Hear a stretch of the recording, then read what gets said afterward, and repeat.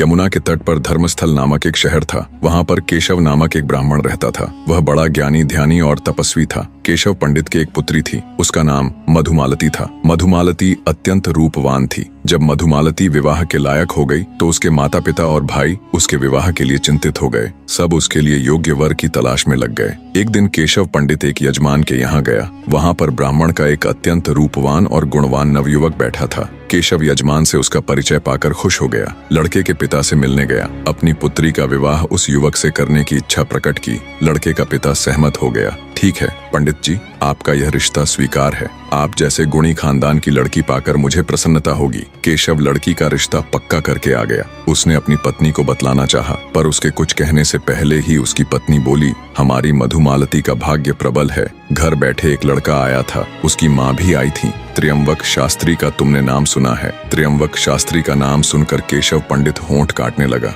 वह अत्यंत योग्य विद्वान और पुराणों के ज्ञाता थे। मैंने रिश्ता पक्का कर दिया, अब आप बेफिक्र रहे। केशव पंडित ने कहा, मैं भी एक जगह रिश्ता पक्का कराया हूँ। उसने सारा हाल बतला दिया। सुनकर पत्नी खामोश रह गई। उसी समय भाई ने आकर खुशखबरी दी। एक अत्यंत गुणी लड़के को वह अपनी बहन देना स्वीकार कर आया है। तब उसके इस कथन पर माता पिता उसका मुंह ताकते रह गए। इस संबंध में वह तीनों एकमत होकर कोई निर्णय न कर पाए। एक दिन ब्राह्मण केशव के यहाँ तीनों युवक आ गए और मधुमालती के साथ विवाह करने का दावा करने लगे। उसकी खूबसूरती और गुणों को देखकर कोई पीछे न हट रहा था। बेचारा ब्राह्मण केशव बड़े धर्म संकट में पड़ गया। उन तीनों में से वह अपनी कन्या किसको दे, इसका फैसला न कर पा रहा था। मधुमालती को भी तीनों नवयुवक अच्छे लग रहे थे। एक से एक बढ़कर रूपवान और गुणवान थे। वह भी कुछ निर्णय न कर पा रही थी। अब ईश्वर का विधान देखो। मधुमालती दहलान में गई। वहां पर सांप ने उसे डस लिया। काला नाग काल बनकर आ गया। वह पल भर में ही मर गई। हाहाकार मच गया। तीनों नवयुवक विलाप करने लगे। सर्प झाड़ने वाले ओझा बुलाए गए। मधुमालती का बहुतेरा उपचार किया गया,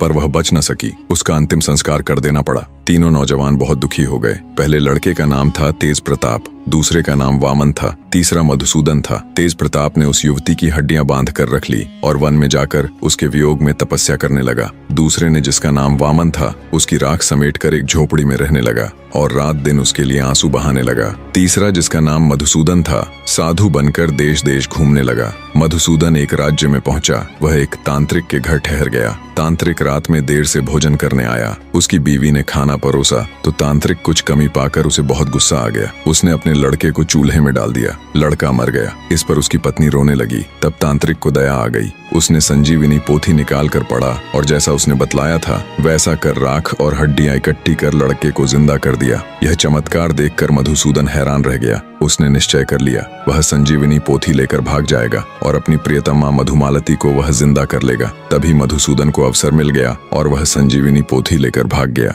वह अपने उन दोनों साथियों की तलाश करने लगा जिनके पास उनकी राख और हड्डियां थी। संयोग देखो कि राख वाला वामन मिल गया। उसने राख दे दी। फिर तेज प्रताप भी मिल गया। उसने भी हड्डियां दे दी। तब मधुसूदन ने संजीवनी पोथी निकालकर जैसा बतलाया गया था वैसा किया और मधुमालती जीवित हो गई। इस पर वह तीनों अपना अपना अधिकार जतलाने लगे। मधुसूदन का तर्क था, उसने संजीवनी पोथी लाकर जिंदा किया है, अतएव मधुमालती उसकी है। वामन का कहना था, अगर वह राख बटोर कर न रखता तो मधुमालती कैसे जिंदा होती। तेज प्रताप कह रहा था, उसने हड्डियां दी है, उसके कारण वह जीवित हुई। अब तुम बोलो राजा विक्रम, मधुमालती किसकी पत्नी हुई? विक्रम कुछ देर चुप रहा, फिर बोला, मधुमालती वामन की पत्नी हुई। वैताल ने पूछा, वह कैसे? सुनो वैताल, दुनिया में नाते रिश्ते देखने पड़ते हैं। मधुसूदन ने उसे जीवन दान दिया, इस कारण वह मधुमालती का पिता हो गया। तेज प्रताप उसकी हड्डियां रखे था, इस कारण वह उसके बेटे की जगह पर आया और राख रखने वाला ही पति का रिश्ता रख सकता है। इस कारण मधुमालती वामन की पत्नी हुई। तभी वैताल भयानक अट्टहास कर उठा और बोला,